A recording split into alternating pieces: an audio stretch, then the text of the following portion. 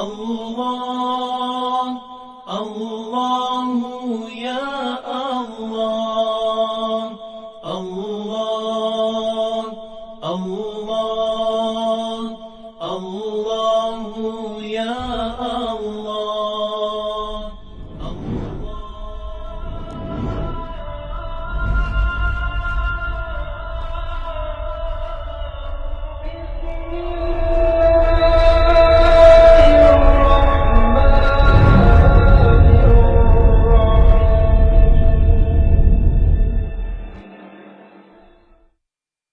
Kita nak masuk balik kitab Muhimmah.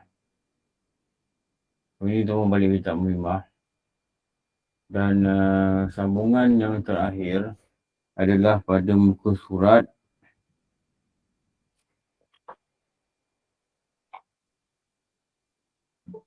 atau apa? 104. Nombor 5. 5.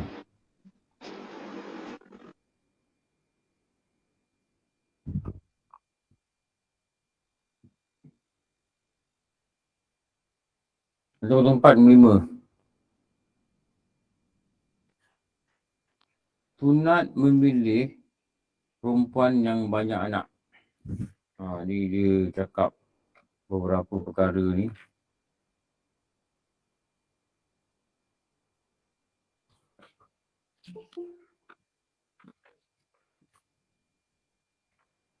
Okay. 5 daripada 8 perkara. 5 daripada 8. 5 daripada 8. Slide tak nampak Ustaz. Sekejap.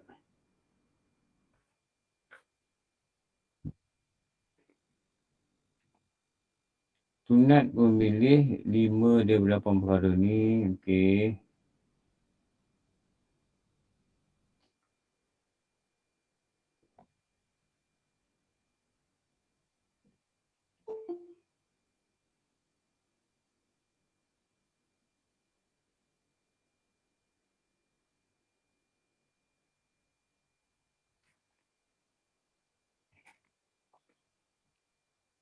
Kita sunat memilih perempuan yang banyak anak. Banyak beranak. Kebanyak anak ni banyak beranak. Mana nak tahu ni? Belum kahwin, dia belum beranak lebih tahu dia banyak anak. Dua guru kata dia ingat berapa? Keturunan dia. Keturunan dia. Keturunan dia. Kalau dia adik-beradik dia seorang, banding dengan ada perempuan lain yang sama, tapi adik-beradik dia banyak, maka hendaklah disunatkan milih perempuan yang keturunan dia banyak tu. Ni satu hadis yang kita eloklah catat kat sini. Lazimkan kamu berkahwin dengan perempuan yang banyak beranak. Beriamai. Dan perempuan yang kasih sayang akan suaminya. Dia ada sifat pengasih yang tinggi ya. Dia sifat pengasih yang tinggi. Kalau dia ni dulu pernah ada suami dan kita dengar cerita daripada orang yang rapat dengan dia, kita dengar cerita orang tu cakap dia ni dulu dengan suami dia sangat sayang dengan suami dia. Tu bagus. Kalau kita dengar cerita dia dulu dengan suami dia buat tak tahu je, ni bahaya lah. Ni tak elok. Tak elok. Ni tak elok. Kenapa? Antara benda yang memudahkan untuk mendidik ni, apabila ada rasa kasih sayang. Antara orang yang mendidik dengan orang yang kena didik. Mesti ada kasih sayang. Lepas tu kalau kita baca Ayyuhal Walad, kan disebut wahai anak aku tercinta, wahai anak aku tercinta, wahai anak aku tercinta. Kenapa Imam Ghazali dia bagi satu isyarat dari tu. Nak didik anak ni mesti ada rasa cinta. Didik anak murid ni mesti ada rasa sayang dekat dia. Selalunya bila ada rasa sayang, dia punya perubahan pada anak murid ni lebih mudah. Bila ada rasa kasih pada isteri, perubahan dia tu lebih perjalanan perubahan dia tu lebih mudah. Kenapa? Dia punya hati tu dah bertaut. Tapi kalau tak ada, macam kebanyakan yang berlaku kadang-kadang lah dia suruh sekolah. Budak tak suka cikgu. Dia ikut cakap cikgu ni bukan sebab dia kasih cikgu tu. Dia takut. Dia takut. Dan kadang ada pula yang rasa benci dengan cikgu. Ini selalunya dia payah nak berubah lah. Walaupun dia punya ilmu yang baik, ilmu yang banyak, dia payah nak berubah. Tu peranan kasih sayang tu. Tu peranan kasih sayang tu. Sebab tu antara benda yang disuruh oleh Rasulullah ni dia katakan hubungkan rahim. Hubungkan rahim ni antara tujuan dia rahim ni lah sayang. Nama rahim ni sayang. Silah ni maknanya perantaraan perhubungan. Jadi silaturrahim ni adalah menjalinkan perhubungan rasa kasih dan sayang. Itu antaranya yang dikatakan berjumpa, berziarah. Lepas tu kita dalam grup Kusyah ni, kita selalu buat perjumpaan. Bukan hanya pada menuntut ilmu, tapi untuk kita kenal-kenal. Dan kita ada rasa kasih dengan kawan-kawan kita yang sama belajar. Supaya kita tak tahu mana satu antara kawan kita ni dan yang harap-harap ni semua yang dipilih oleh Allah untuk masuk syurga dengan rahmat dia. Jadi antara manusia yang boleh memberi syafaat pada hari kiamat nanti ialah kawan. Kawan yang sama-sama beribadah. Ibadah ni maksudnya tak kisahlah belajar agama ke apa benda ke. Dan mereka akan dalam hadis cerita bagaimana mereka akan berkata kepada Allah, Ya Allah, dia ni dulu sama-sama kami. Dia punya rumputan tu. Sama dengan kami puasa, sama dengan kami semayang, sama dengan kami. Tetapi tak tahulah apa dosa dia buat, yang mungkin kita pun tak tahu. Maka akan dihantar permohonan pada Allah supaya orang ni dilepaskan daripada neraka yang ketika itu dia sedang disiksa. Tu elok kenal-kenal dengan kawan yang baik. Jangan kenal-kenal dengan kawan tak baik. Dan datangkanlah rasa kasih sayang. Dan kita kena faham, ikatan kasih sayang yang disebabkan oleh agama. Maknanya sebab kita belajar sama-sama ke, kita dalam grup belajar sama ke, dia tak sama dan dia tak sekuat dengan ikatan kasih sayang sebab benda lain. Macam kita masuk ke kelab memancing ke kan, ada grup ke, dia tak sama. Walaupun kita rasa sayang juga dengan kawan-kawan ni, sama mancing, kelab kereta ke apa. Tapi kalau kita perhati, selalunya kelab yang sebabkan kumpulan sebabkan agama ni, kasih sayang dia lain. Kalau kita perasan lah. Kalau kita duduk dalam tu kumpulan, sebab kita duduk mancing sama-sama ke apa, dia tak sama. Jadi tu penting memilih perempuan ni yang hati dia penuh kasih sayang. Ada orang hati dia kasar. Dia tak reti sayang orang. Dia hati sangat kasar. Ada orang dia sayang tapi tak tunjuk. Ada orang dia ada hati yang kasar. Ada orang dia memiliki hati yang Allah bagi dia hati yang sangat halus. Sangat halus. Jadi orang-orang yang hati halus ni dia sebenarnya lebih baik lah daripada orang yang hati yang kasar. Okey. Sunat memilih nombor 6. 5.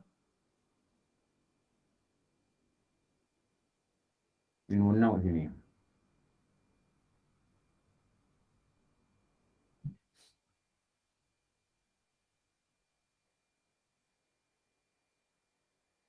Cuma satu perbandingan dibuat oleh Rasulullah.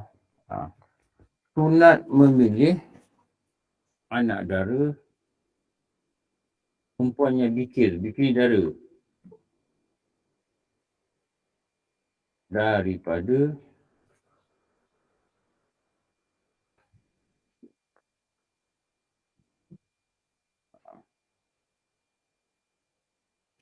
janda.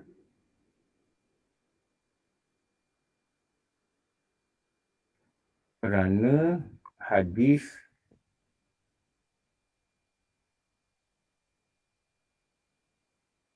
dari Jabir. Tapi dia kahwin dengan janda.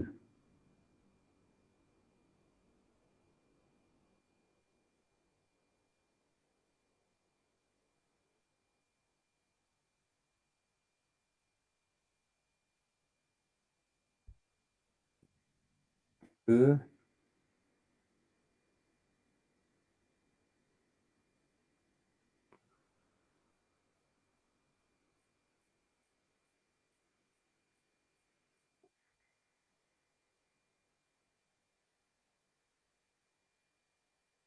Rasulullah kata,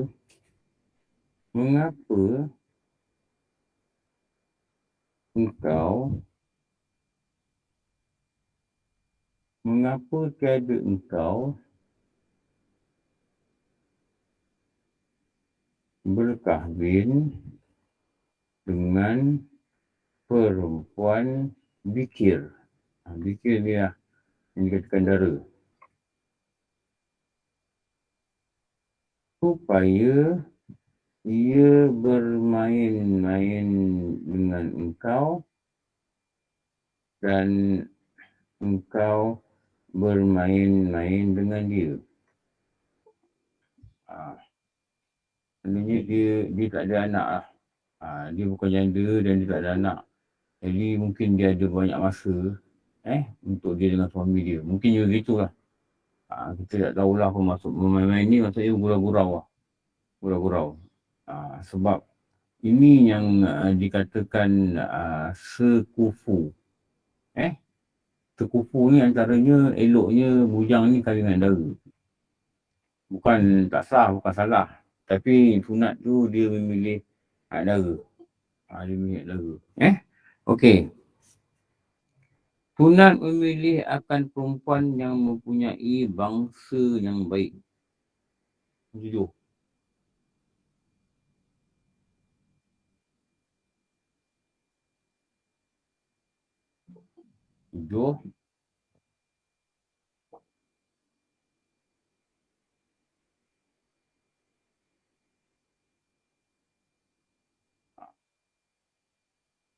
Memilih bangsa yang baik.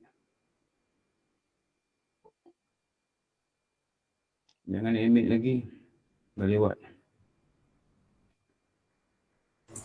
Baik, Ustaz. Memilih bangsa yang baik. Maksudnya keturunan.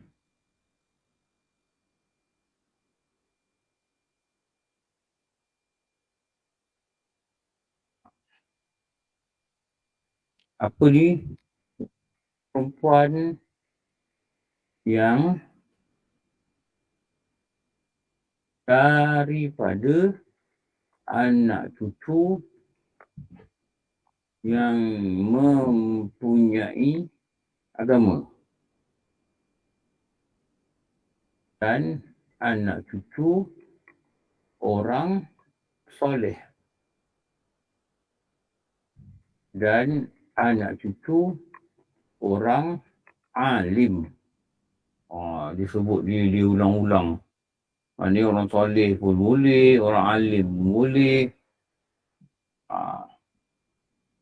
Ada agama pun tak apa.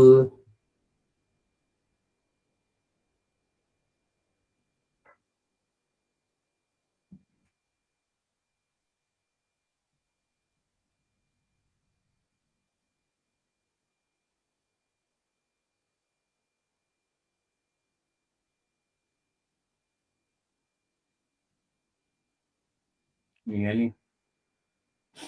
Jadi maknanya faktor keturunan ni juga dia main peranan. Main peranan.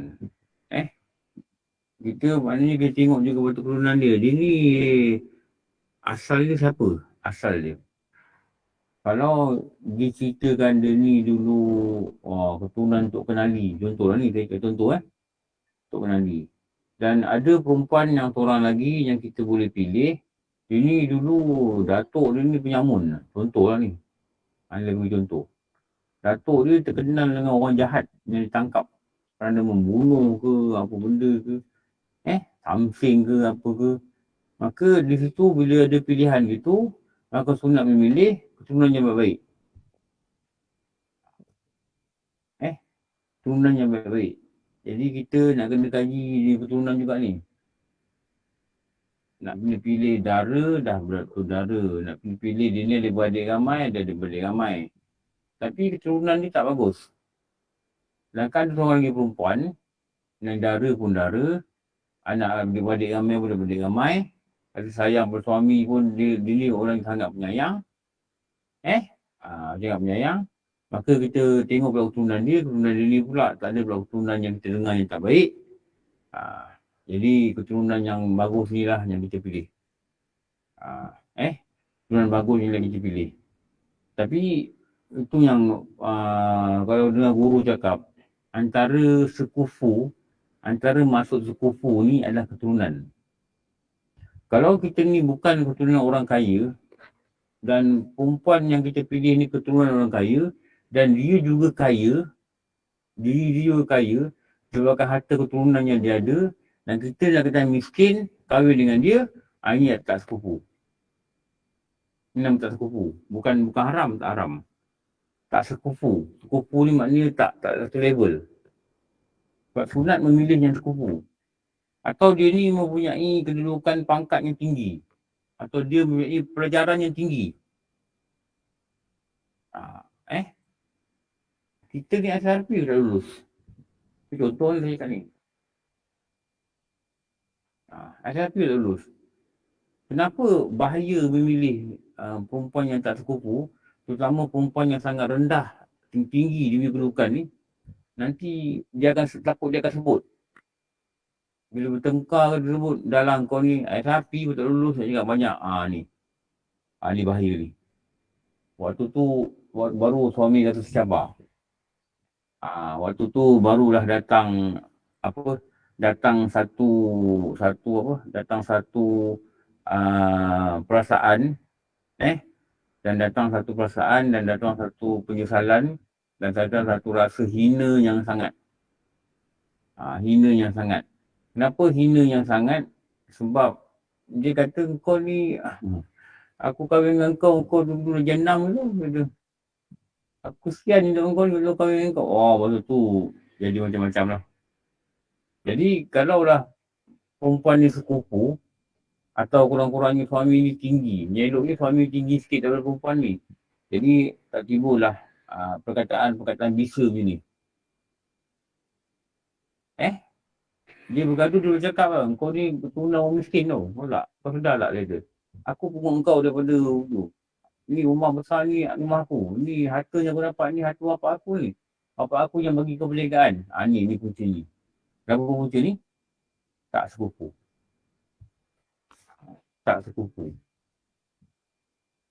Sama macam ni lah.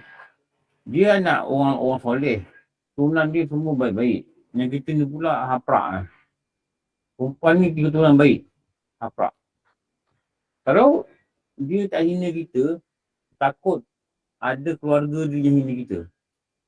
Alah, dia kata suami dia ni entah keturunan apa tak tahu. Dia kata tu.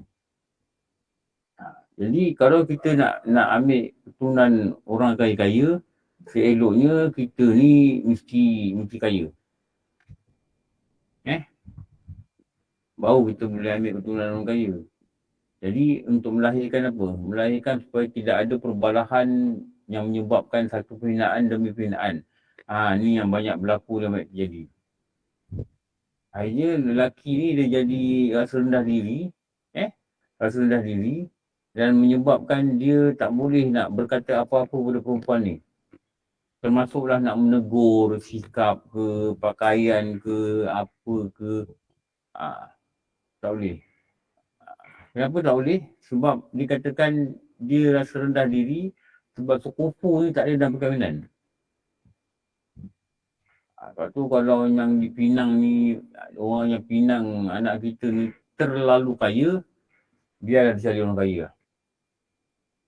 Dan kita pun janganlah pinang terlalu kaya. Sebab apa?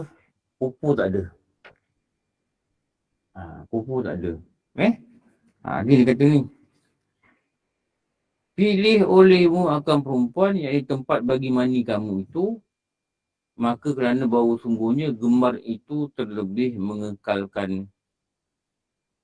Jadi pilih perempuan ni, yang dia kata ni, pilih perempuan yang kita suka lah. Kerana gemar itu pada perempuan itu lebih mengekalkan. Lebih mengekalkan kasih sayang, lebih mengekalkan apa. Kalau kahwin dengan orang yang kita tak suka, ada masanya okey, kemudian. Ada masanya dibawa pada benda-benda yang tak elok lah. Ini yang saya pernah dengar, ini yang saya pernah tengok. Ini saya pernah dengar orang cerita. Ada yang tak bagi suami tidur dengan dia bertahun-tahun. Akhirnya suami dia tak tahan lama sangat dengannya. Macam mana cerita, akhirnya baru ada perceraian. Ada yang boleh sabar. Akhirnya suami bersabar, menunggu. Lepas tahun tu, isteri dia berubah. Itu ikut masing-masing lah. Macam mana, keadaan dia macam mana. Maka Rasulullah kata apa? Takut olehmu serta nama dia apa tu? Hadra ad-damini. Maka sembah seorang lelaki. Apakah hadra ad-damini? Ya Rasulullah. Maka sabda Rasulullah, iaitu perempuan yang elok rupanya yang jadi dalam tempat yang jahat. Yakni perempuan yang baik rupanya yang jadi dia daripada orang yang jahat bangsa dia. Dia satu panggilan ni. Panggilan ni apa? Hadra iddamini. Perempuan yang cantik, perempuan yang baik, tapi dia ni lahir daripada keturunan jahat. Memang bukan salah dia lah. Tapi Rasulullah suruh hati-hati. Suruh hati-hati. Rupanya sampai peringkat tu disuruh dia bagi kita panduan lah untuk mencari isteri. Maknanya keturunan-keturunan ni juga diambil perhatian. Lepas tu yang orang cerita lah, saya tak tahu lah. Selalunya Syed ni dia kahwin dengan Syarifah. Selalunya. Tapi ada juga Syed yang tak kahwin dengan Syarifah. Selalunya gitulah. Selalunya gitulah. Macam orang dekat Syria pun dulu Ustaz ada cakap. Orang Syria ni ada mereka ni keturunan Nabi Yusuf. Dan mereka ni kahwin dengan keturunan mereka je. Walaupun saudara tu jauh, yang tu diambilkan jadi pasangan. Lepas tu kalau tengok mereka ni, muka mereka ni memang cantik-cantik lah. Wallahualam, tak tahulah sejauh mana kebenaran dia kan. Tapi dia adalah satu kupu. Saya nampak selalunya, ni pengalaman saya lah.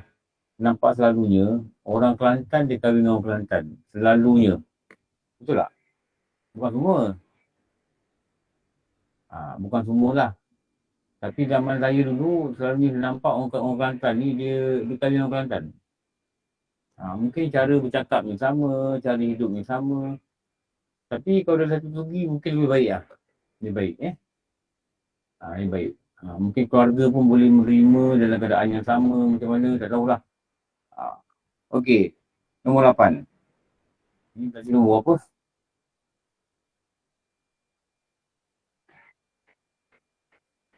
6, 7.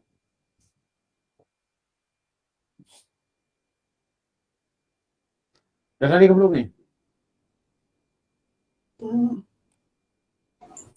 Dah Ustaz. Dah. 8.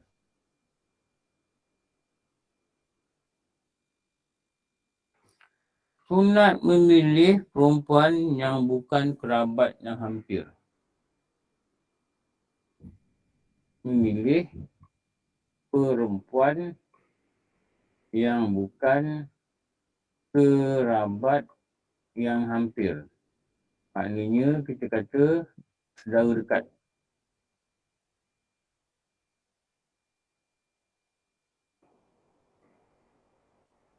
Dekat siapa? Sepupu. Sepupu. Bukan kata tak sah, sah.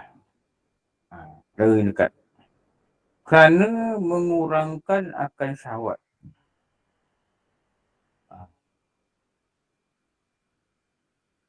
Tak tahu perkara ni dia mengurangkan syahwat.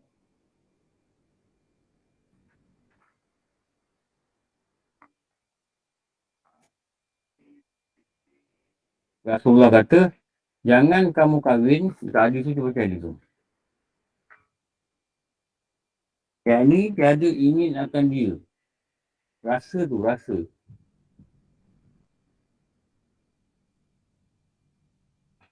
Kenapa macam ni? Wallahualam. Tak tahu. Tak tahu. Kenapa? Sebab dia ni mungkin, yelah, mungkin dia sepupu. Mungkin dia daripada kecil, dia dah main yang sama tau. Mungkin juga kan. Jadi dia dah rasa dia ni macam adik-beradik dia. Rasa macam adik-beradik dia. Jadi bila dia rasa adik-beradik dia bukan macam dia rasa dengan perempuan lain tau. Perempuan lain mungkin ada rasa kendak, apa seronok. Dia rasa macam, ni dah keluarga aku. Dia rasa gitu. Mungkin dia rasa gitulah. Dia rasa gitu. Jadi akibatnya yang Rasulullah kata mengurangkan dia akan syahwat. Mengurangkan akan syahwat.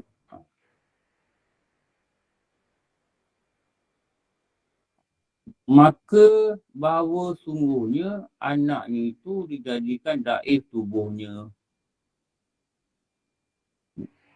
Ini yang dikatakan kalau kahwin saudara dekat ni, nanti anak ni badan tak kuat. Allahualam. Anak ni katakan daif tubuhnya. Dan kata Imam Ghazali rahimahullah ta'ala, maka inilah segala perkara sifat yang digemarkan dalam perempuan. Inilah segala sifat yang 8 perkara yang dipilih dalam perempuan itu oleh lelaki yang berkendak akan berkahwin akan dia.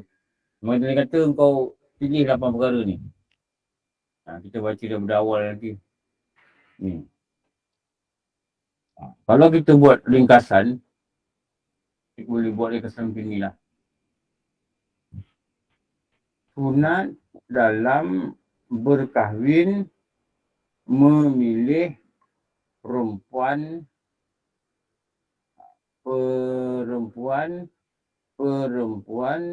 berikut.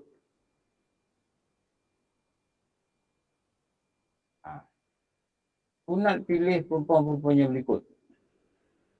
Berapa perkara ni? 8.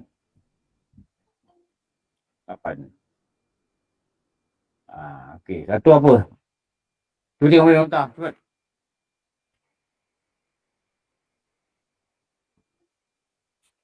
Memilih yang beragama. Satu dulu kita buat apa? Memilih yang Beragama soleh, takut pada Allah, kekal beribadat. Ni. Memilih agama. Yang dua. Ni dua. perangai yang baik. Baik perangainya. Ni dua. Yang tiga. Ni. Elok mukanya. Ni nombor tiga.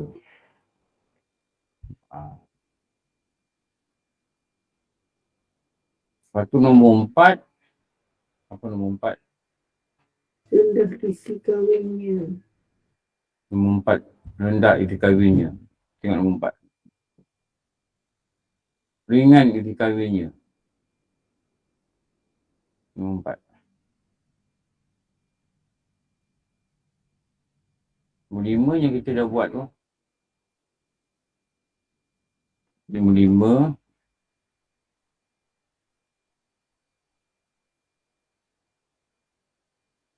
Banyak beranak. Perempuan yang banyak beranak. Okey. Lepas tu dia katakan nombor 6. Dara.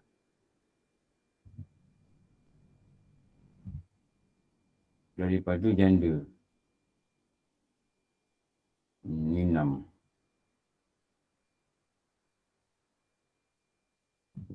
Ini ringkasan ni. Jadi buat dengan ringkas ni. Ini 6. 5 6 6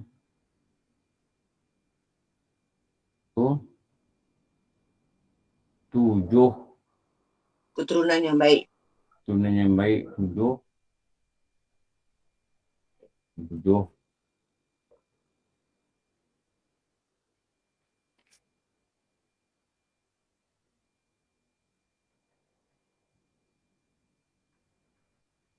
baik ni mestilah rujuk pada agama lah. 6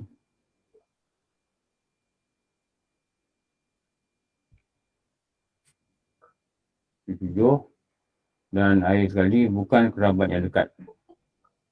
Bukan kerabat yang hampir. Ni. Jadi ringkasannya ada 8 perkara.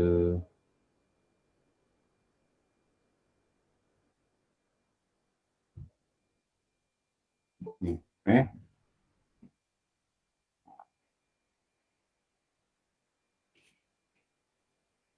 4, 5,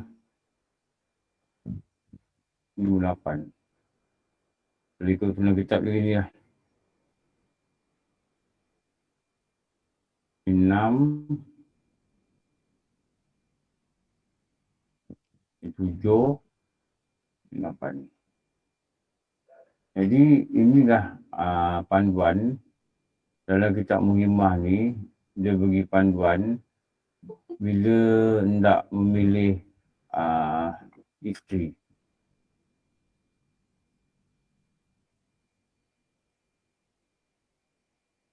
Okey, 4, 5,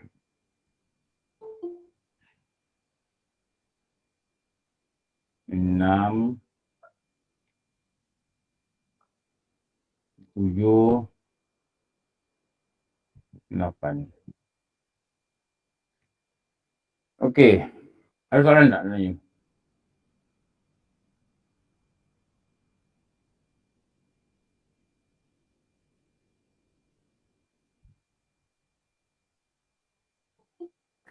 War, nak tanya war lah sekejap. Ya, Ustaz. Saya tak tahulah apa yang saya dengar. Orang dulu. Kalau orang Minang, dia kahwin saudara je. Betul ke? Betul, Ustaz. Mungkin Oh, senang betul. komunikasi. Ah, Mungkin senang komunikasi. Kalau Minang, kat Minang. Ada suku-suku kan? Suku-suku. Suku tu, Ustaz. Sebab dah Habis- kenal Ustaz. Ni ke? Habis kalau orang Minang kahwin orang putih, apa salahnya? Betul, okey. Jangan dia macam Kerinci ke, Jawa lain ke, susah sikit tak selain. Ni ke? Okey lah Sebab- tu Ustaz, daripada cari jodoh di kembang setaman dalam majalah dulu-dulu. Lagi payah. Saya Tak cakap jelas kenapa ni. tau? Saya cakap kenapa?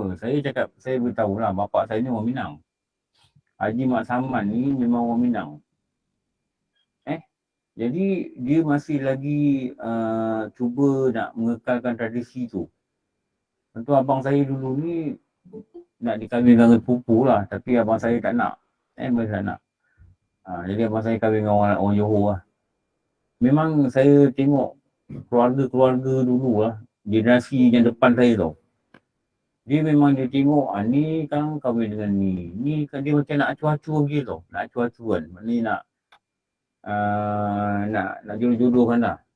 Tapi mungkin sebab generasi yang dulu ni, generasi yang dulu kan, generasi yang sekarang ni, yang generasi saya ni, mungkin dia dah tak boleh terima keadaan ni. Boleh terima.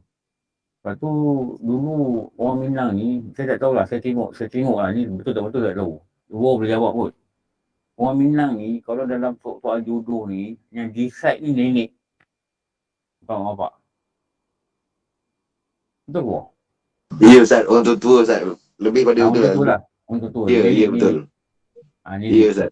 Jadi kalau ni ada anak dia, ada orang Pinang. Jadi mak bapak ni nak buat keputusan macam mana, dia akan tanya nenek. Kalau nenek kata, yolah.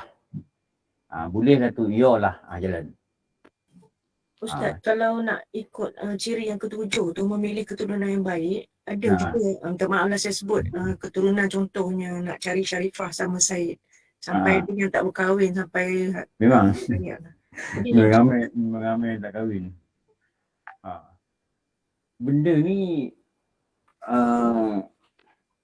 yelah, Syarifah dengan Said ni lah yang digembur-gemburkan sebagai orang yang berturunan Rasulullah, betul tak? Berturunan Rasulullah.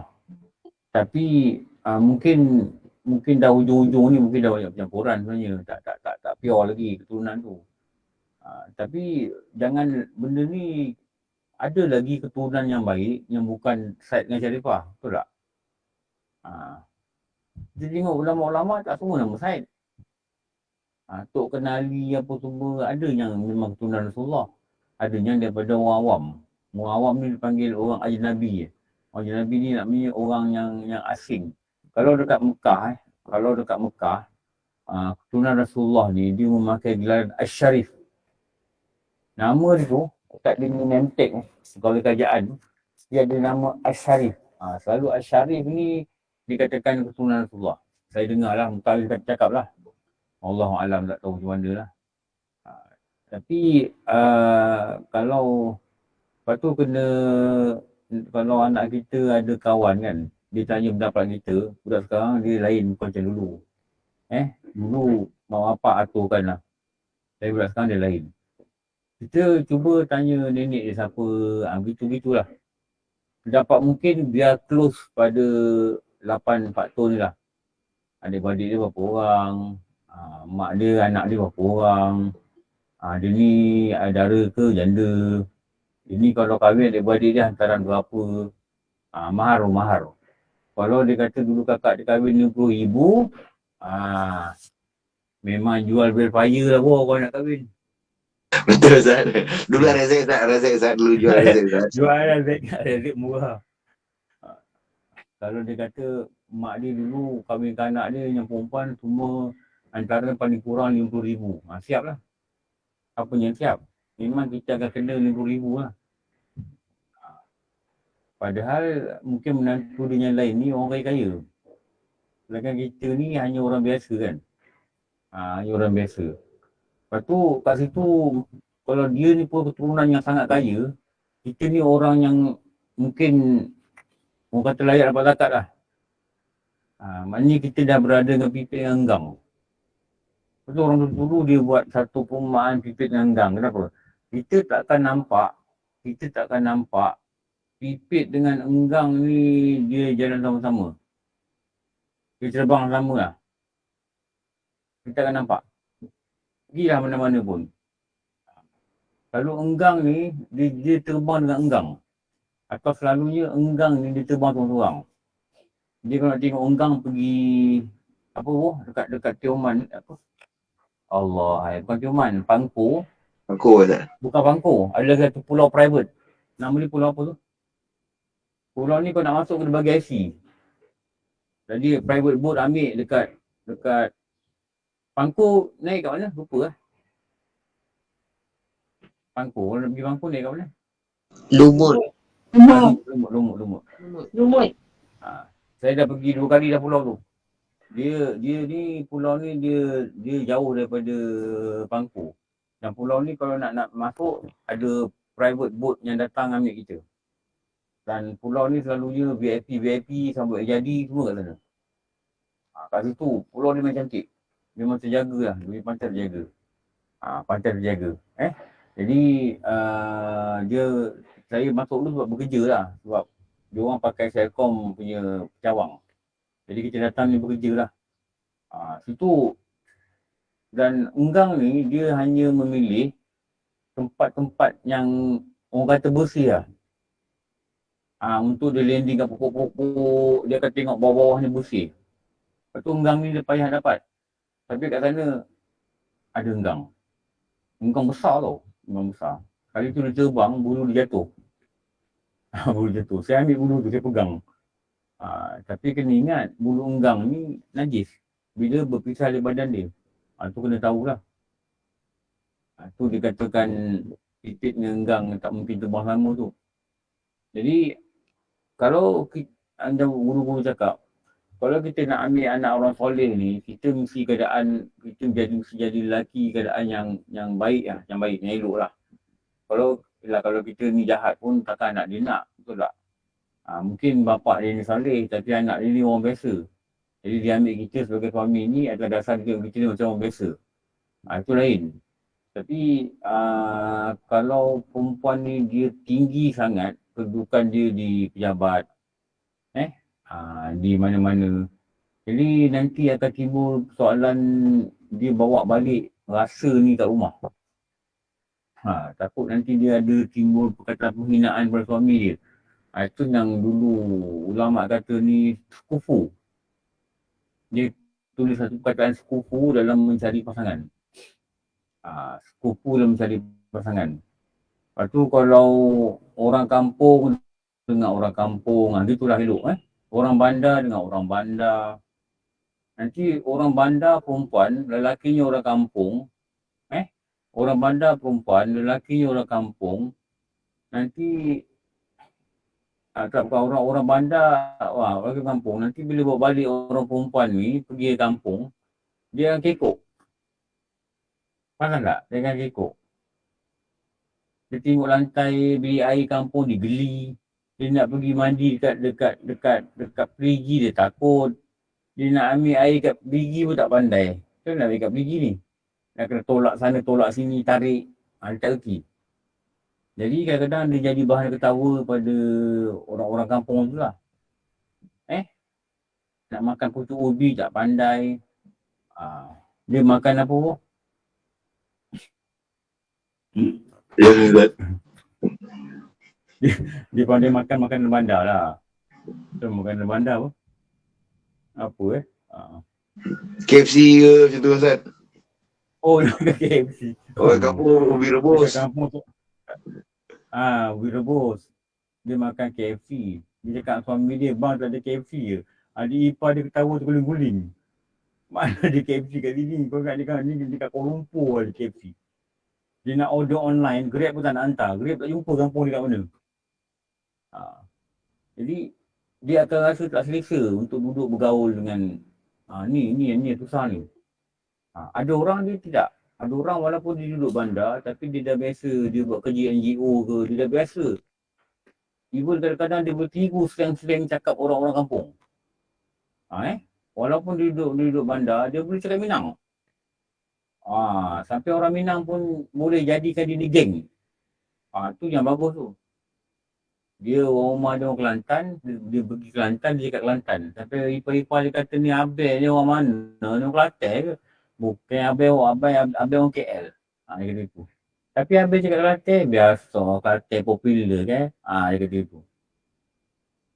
Menyebabkan orang boleh get along dengan dia kerana dia telah dapat meletakkan diri dia dengan suasana tu. Itu yang paling baik, itu yang paling bagus lah. Okey. Ni kata lagi. Dan saya nak Umar Ustaz. Yang slide nombor 7 tu tergantung, nanti tengok besok kita takut terlupa perempuan yang daripada anak cucu yang mempunyai agama.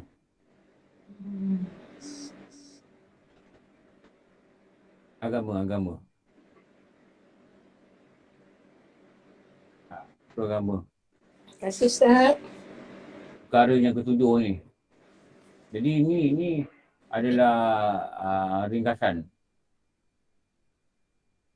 Ustaz nak tanya, yang 1 hingga 8 ni, adakah according to priority? Yang maksudnya 7-8 tu sedapat-dapatnya, kalau tak dapat pun tak apa. Tapi yang paling penting contohnya beragama. Itu ikut priority lah according to priority. Ya? Priority. Dia 1 agama. Kalau kita tak dapat yang 7 ni, tapi dia ni ada agama.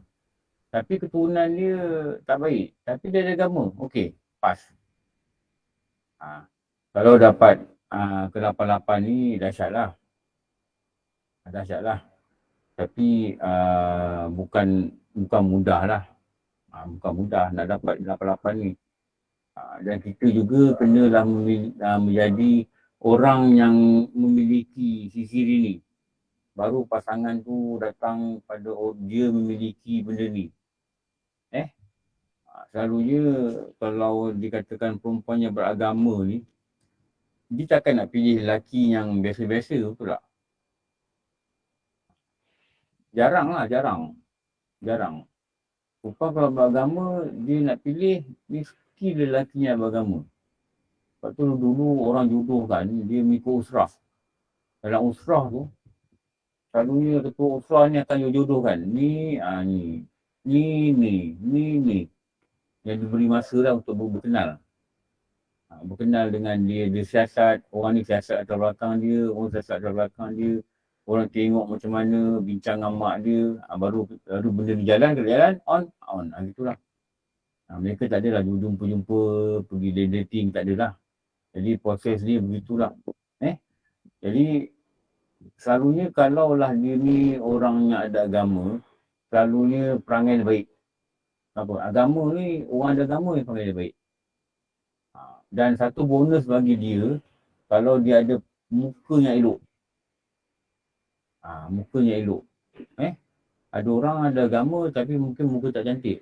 Dan tidak kurang juga yang ada agama yang muka cantik. Tak kurang, sebenarnya ada.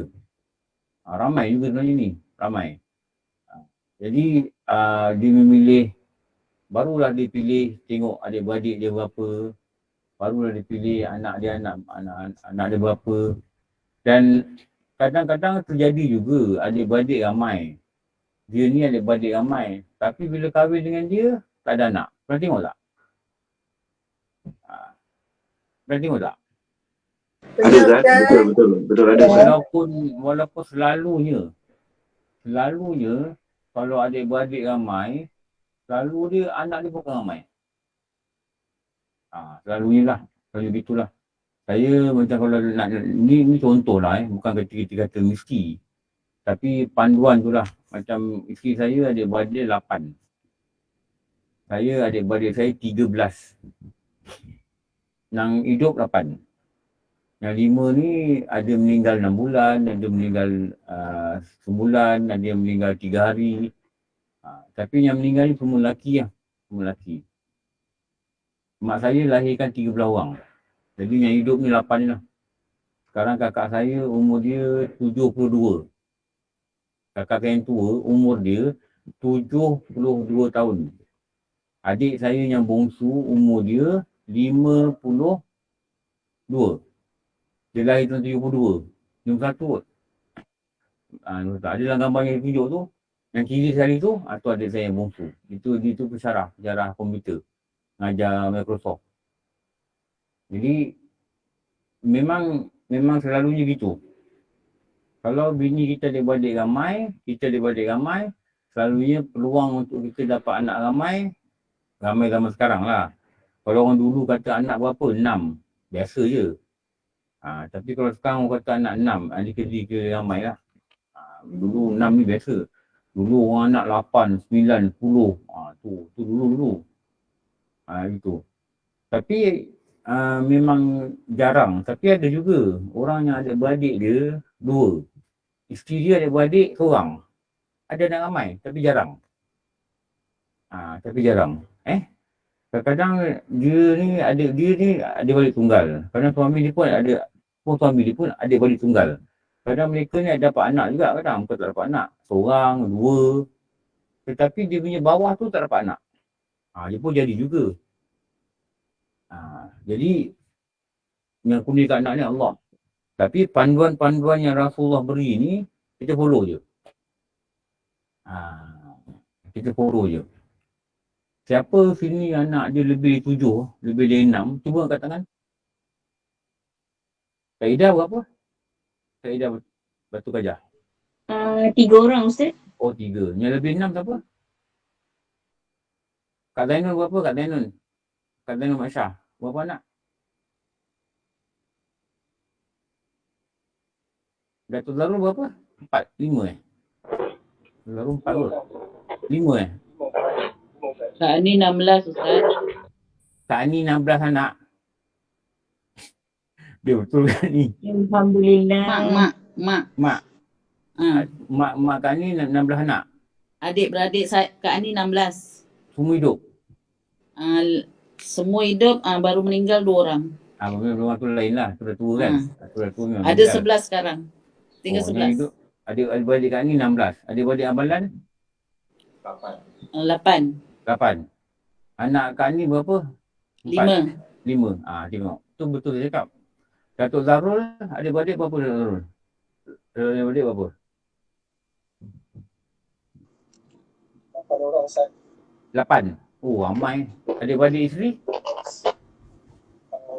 11 orang. Amboi. Lagi dahsyat. So, Datuk Zarul anak 5 kan? Tu. Ustaz. Itu yang saya nak cakap tu. Dia memang dia punya bawah-bawah ni akan ramai lah. Selalunya. Bukan kita kata mesti Selalunya.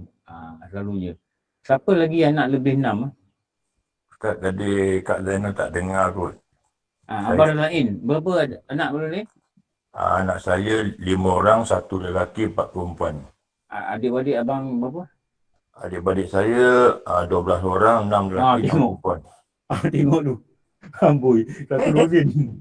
Tapi saya juga seronok dengar orang adik-beradik ramai lah. Tapi orang saya dia anak tunggal. Yelah, dia anak tunggal. Tapi Abang Zain ada satu yang ramai tau. Ramai. Keturunan ramai. Yang ramai. Sebab tu daripada Abang Zain ni, dia punya kalau ikut kiraan gitu kan. Itu yang anak-anak Abang Zain 5 orang tu. Alhamdulillah. Siapa lagi anak lebih 6? Tak boleh berapa? Tori datang ramai juga nampak. 5 kot, tak boleh. Saya anak yang 5 lah, yang kembar meninggal dalam kandungan. Kembar meninggal seorang? Kembar 2 kantung kata doktor itu dalam kandungan meninggal. Yang ada sekarang ni 5 orang lah. Kalau kembar tu keluar 7 lah. 7. Adik-beradik berapa tak boleh? Adik-beradik 6. Suami? Suami adik-beradik dia 4. Kira ramai lah tu. 6 tu kira ramai tu. Sebab tu itu formula tu. Formula yang dia beri ni, panduan ni ambil perempuan yang ramai. Ramai anak. Kadang-kadang tapi tak semestinya kita kata begitulah. Kita kata begitu. Ali berapa? Ali 4. Ni saya tahu Ali anak 4. Saya nak tanya yang anak lebih daripada 6. Haji Jalil berapa? Tak ada yang anak lebih 6 Doktor 3. Diana 4. Diana Milam berapa anak? 3 tapi dua-dua belah. 3. Kami ramai Ustaz. Sebelah Halim 7, sebelah saya 9. Kakak saya anak 8. Amboi. Saya 3. Ni keluarga besar ni. Diana Milam berapa anak? 4 orang. 4. Saya nak cari anak yang lebih 6. Tuan Yusin berapa? Saya anak 3 Ustaz. 3. Yang rumah tu kan. Ada rumah luar tu 3. Amy tengok gambar tu sampai air raya 4. 4. Tak ada yang lebih 6 Saya juga anak 6. Tak apalah. Tak apa. Begitulah. Nanti kita sambung. Tak ada berhenti lah. Dan wajib pula atau wali perempuan. Habis bab ni, kita akan masuk cerita tentang Qismun. Qismun ni apa? Giliran. Ini untuk orang kahwin lebih 1. Lepas tu dia cerita pasal apa? Tahajar dan tasyaman. Tahajar dan tasyaman. Ini orang yang bergaduh-bergaduh ni lah. Bergaduh lebih 3 hari. Lepas tu kita memutuskan silaturahim. Apa cerita memutuskan silaturahim, apa akibat-akibatnya. Lepas tu sampai muka surat 135, maka khatamlah kitab ni. Jauh lagi ni. Lagi 30 muka surat. Kalau buka muka surat 135, khatam kitab. Jadi nanti kita fikirlah. Kita nak baca ke tak apa pula. Okey, cukuplah pagi ni. Orang pun dah datang kat depan tu. InsyaAllah, semoga Allah boleh kita faham. Dan yang penting dia berkatkan masa kita ni. Sejam ni kita duduk majlis ilmu. Diberi kita keberkatan dan diberi kita rahmat dan keredaan dia. Alhamdulillah Rabbil Alamin. Wassalatu wassalamu ala sayyidil anbiya wal mursalin sayyidina Maulana Muhammad wa ala alihi wa sahbihi ajma'in. Rabbana atina fid dunya hasanah wa fil akhirati hasanah wa qina adzabannar. Wa sallallahu ala sayyidina wa maulana Muhammad wa ala alihi wa sahbihi wa baraka sallam. Alhamdulillah Rabbil Alamin. Apa maaf. Assalamualaikum warahmatullahi wabarakatuh.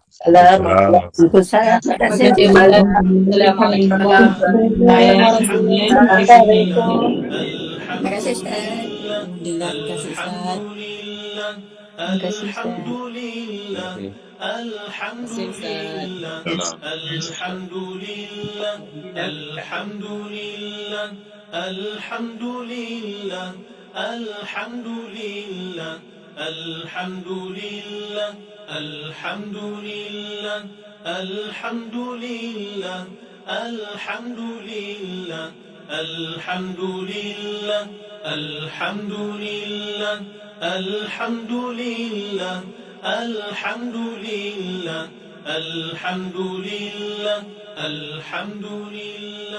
Alhamdulillah.